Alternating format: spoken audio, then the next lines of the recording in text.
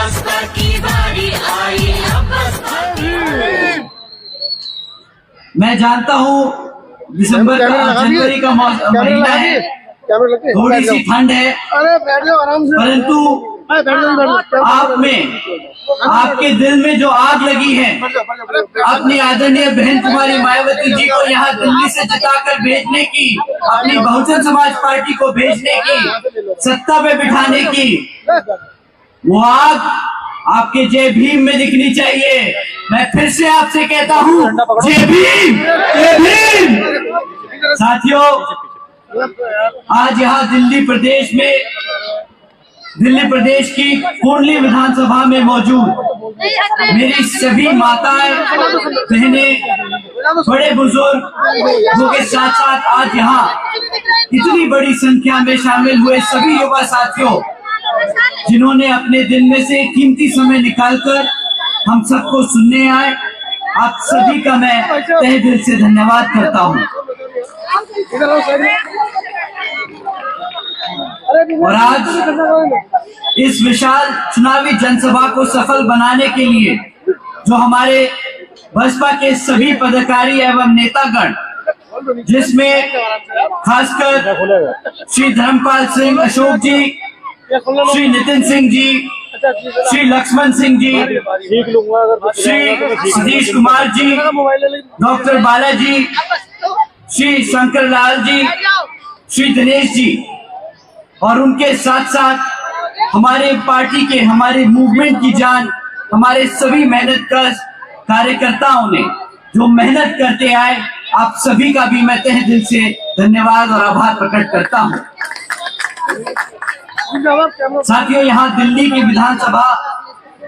विधानसभा आम चुनाव के संबंध में कुछ जरूरी बात आप लोगों के बीच में रखने से पहले मैं अपने सभी संतों, गुरुओं, महापुरुषों को, जिसमें खासकर महात्मा ज्योतिबा फूले, छत्रपति शाहू जी महाराज, नारायण गुरु, बाबा साहब डॉक्टर भीमराव अंबेडकर जी एवं मान्यवर साहब श्री काशीराम जी को नमन करता हूं।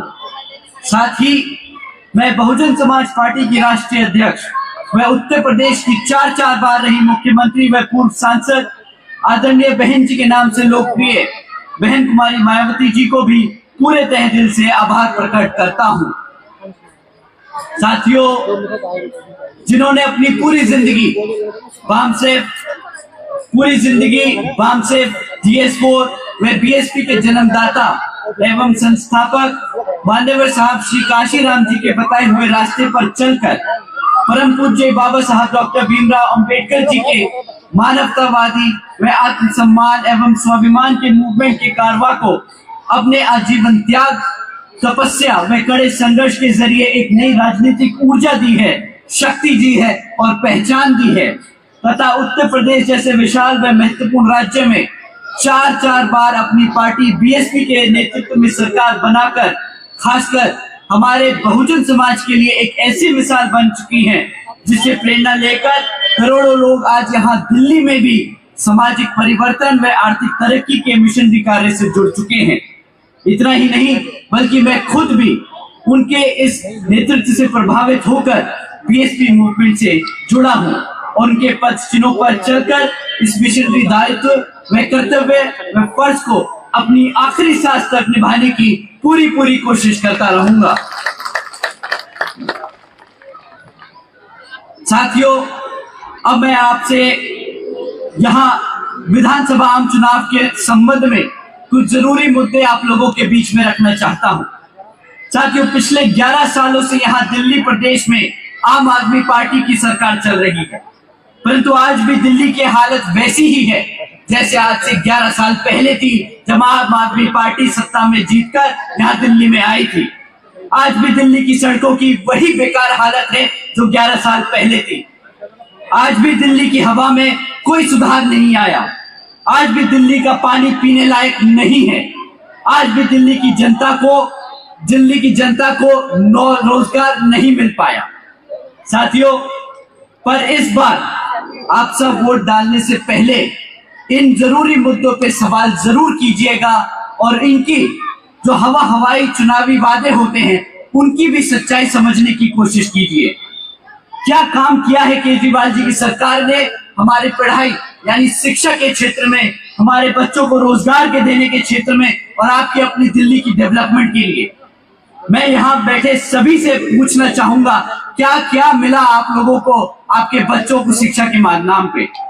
केजरीवाल जी की सरकार के चलते हुए पिछले 11 सालों में यहाँ इनकी सरकार ने सिर्फ आपकी आंखों में धूल झोंकने के अलावा और कुछ नहीं किया। एक तरफ वर्ल्ड क्लास एजुकेशन देने का नाम वादा करते हैं, कहते हैं नए 20 कॉलेजेस बनाएंगे दिल्ली के प्रदेश में, और दूसरी तरफ 9th में फेल हुए बच्चों को जबरदस्ती ओपन स्कूलिंग बोर्ड में डालने का काम करते हैं, जहां पे हमारे बच्चे पास हो या फेल हो, केजरीवाल जी की सरकार को कोई फर्क नहीं पड़ता, क्योंकि national institute of open schooling में डालने के बाद ये बच्चे केजरीवाल जी की जिम्मेदारी नहीं होते। ये बहुत चौड़ के बोलते हैं कि जब से मैंने दिल्ली में सत्ता बनाई, जब से मैं दिल्ली की सत्ता में आया हूं, तो मैंने अपने दिल्ली के स्कूलों में, सरकारी स्कूलों में बच्चों को पढ़ाने लिखाने का काम किया है। हमने एवरेज स्कूलों की बच्चों की पासिंग मार्क्स बढ़ा दिए।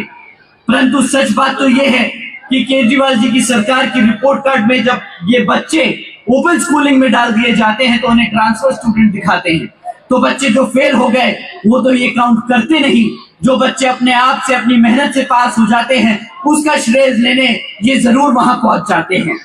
सच तो ये है कि आज 40% से ज्यादा बच्चे 9th फेल हो जाते हैं, और एक बार फेल होने के बाद इनकी शिक्षा के क्षेत्र में आगे बढ़ने के लिए तकलीफें बढ़ जाती हैं। और आप सभी जानते हैं कि सरकारी स्कूलों में पढ़ने वाले बच्चे किस समाज से आते हैं। यहाँ बैठे हमारे सभी सदस्य जानते हैं कि ये हमारे SC, OBC, ST, पिछड़े गरीब समाज के बच्चे हैं जो सरकारी स्कूलों में पढ़ते हैं, और केजरीवाल जी इन्हीं समाज के बच्चों के, हमारे ही समाज के बच्चों की शिक्षा से खिलवाड़ करने का काम करते हैं।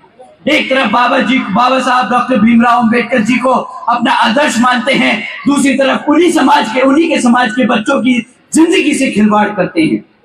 साथियों, यही केजरीवाल जी की सोच, सामाजिक यही सोच है, ये हमारे समाज के बच्चों को आगे बढ़ने से रोकने की कोशिश करते हैं, क्योंकि ये जानते हैं कि अगर हमारे समाज के बच्चे पढ़ लिख गए तो अपने हकों के लिए भी लड़ने के लिए तैयार हो जाएंगे। ये चाहते नहीं कि हमारे समाज के बच्चे अपने पैरों पर खड़े होकर अपने हकों के लिए लड़े। साथियों, ये इनका कोई पहला झूठ नहीं है। ये इनका कोई पहला झूठ नहीं कि ये वर्ल्ड क्लास एजुकेशन सिस्टम बनाएंगे। इनका दूसरा झूठ कि हम दिल्ली के युवाओं को रोजगार देंगे। केजरीवाल जी ने एक नहीं कई बार ये वादा किया है। 2014 में उन्होंने वादा किया था कि मैं दिल्ली में 8 लाख रोजगार दूंगा। उसके बाद 2022 में दोबारा वादा किया कि मैं 20 लाख से ज्यादा सरकारी नौकरी दूंगा, यानी टोटल में 28 लाख से ज्यादा रोजगार देने का वादा किया था। परंतु आज 11 साल बाद भी केजरीवाल जी की सरकार ने मात्र 12,500 नौकरियां दी हैं। मात्र 12,500 नौकरियां। भाई साहब, इनसे अगर कोई पूछे ना कि आपके वादों की पिटारे को खोल के दिखाओ, तो ये तो इतनी लंबी हाँकते हैं जैसे द्रौपदी की साड़ी हो, ये फेंके जाएं और हम लपेटते जाएं। 28 लाख नौकरियां देने का वादा किया था और दिया क्या? 12,500 नौकरियां। ये भी कोई वादा होता है? ये से तो हम धोखा भी नहीं कह सकते। सामने मुंह पे झूठ बोल के गया आदमी। इतना ही नहीं, बल्कि दिल्ली में जो पहले से सरकारी नौकरियां थी, उनका आज इतना बुरा हाल कर दिया भाई साहब ने। आज 40% से ज्यादा वो सरकारी नौकरियों को भी इन्होंने कॉन्ट्रैक्चुअल यानी कच्ची नौकरियां बना दी। एक तरफ तो इन्होंने पक्की नौकरियां दी नहीं, दूसरी तरफ जो सरकार में पहले पक्की नौकरियां थी उनको भी आधी से ज्यादा नौकरियों को कच्ची बना दिया, ताकि कच्ची नौकरियों में इन्हें बाबा साहब का दिया हुआ जो हमारा आरक्षण है वो ना देना पड़े। साथियों ने कदम कदम पर हमारे बाबा साहब का दिया हुआ आरक्षण छीनने का काम किया है, चाहे हमारे बच्चों की वो शिक्षा हो, चाहे वो हमारे युवा साथियों के लिए रोजगार हो।